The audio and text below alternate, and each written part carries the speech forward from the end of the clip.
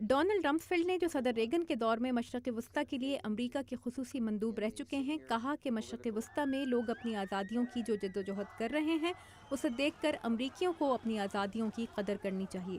Rumsfeld نے مشرق وسطیٰ کی صورتحال کو تشویشناک قرار دیا۔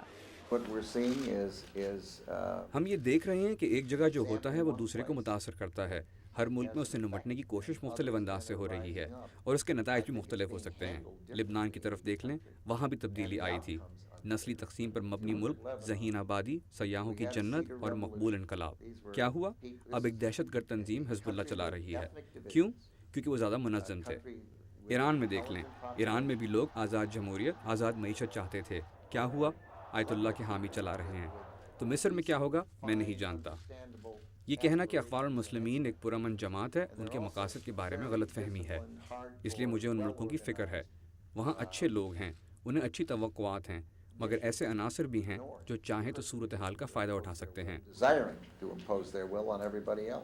بحرین اور لیبیا کی صورتحال پر امریکہ کے سابق سیکرٹری دفاع کا کہنا تھا کہ اوباما انتظامیہ بحرین کے معاملے پر، جہاں امریکہ کا فوجی اڈہ ہے، اندرونی سطح پر کیا کر رہی ہے یہ معلوم نہیں، لیکن یہ پیچیدہ صورتحال ہے۔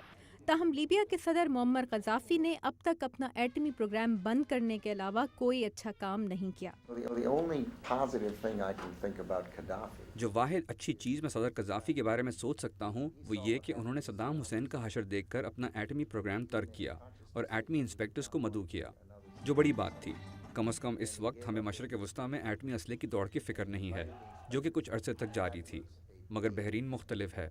ہم جانتے ہیں کہ اوباما انتظامیہ سامنے کیا کر رہی ہے، مگر وہ اندرونی سطح پر کیا کر رہی ہے ہم نہیں جانتے۔ مگر ہمیں امید کرنی چاہیے کہ وہ ٹھیک کر رہے ہوں گے، کیونکہ یہ پیچیدہ صورتحال ہے۔ ڈونلڈ رمسفیلڈ امریکہ کے 13ویں اور 21ویں سیکرٹری دفاع کے طور پر 1975 سے 1977 تک صدر جیرلڈ فورڈ اور 2001 سے 2006 تک صدر بش کے دور میں امریکی تاریخ کے انتہائی اہم مرحلوں کے فیصلہ ساز رہے ہیں، جن میں عراق اور افغانستان پر امریکی حملوں سے لے کر ابو غریب جیل اور گوانٹانامو کے قید خانوں جیسے کئی متنازع معاملات بھی شامل ہیں۔ لیکن واشنگٹن میں اپنی یادداشتوں پر مبنی کتاب نون اینڈ ان نون کی تعارفی تقریب میں ان کا کہنا تھا کہ 11 ستمبر 2001 امریکہ کی دفاعی پالیسی کے لیے ایک اہم موڑ تھا، جس کی کوئی تیاری پہلے سے نہیں کی گئی تھی، اور نہ ہی افغانستان یا عراق میں فوج بھیجنے جیسے فیصلے سناتے ہوئے ان سے پوچھا گیا تھا۔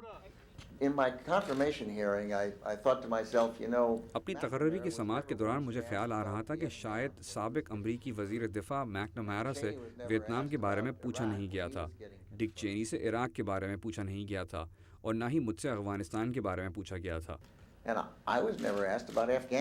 رمسفیلڈ کا کہنا تھا کہ نیشن بلڈنگ امریکہ کا کام نہیں ہے، لیکن انہیں امید ہے کہ صدر حامد کرزئی افغانستان کو اپنے پاؤں پر کھڑا کرنے میں کامیاب رہیں گے۔ میرے خیال میں ہم نے افغانستان کے لوگوں کو موقع دیا ہے۔ اس کے کیا نتائج ہوں گے یہ واضح نہیں۔ ان کے مشکل پڑوسی اور پیچیدہ تعلقات ہیں۔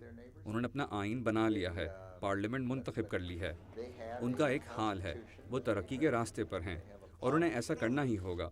مجھے اپنی حکومت میں ان لوگوں کی بات سن کے پریشانی ہوتی ہے جو صدر کارزائی پر تنقید کرتے ہیں۔ کارزائی افغانستان کی حقیقت ہیں، انہیں کمزور کیوں کیا جائے؟ مجھے امید ہے کہ وہ کامیاب ہوں گے۔ اس موقع پر لوگوں کی بڑی تعداد نے سابق امریکی سیکرٹری دفاع کی کتاب خریدی، جس کی آمدنی طالب علموں کے لیے قائم کیے گئے ایک ادارے کو دی جائے گی۔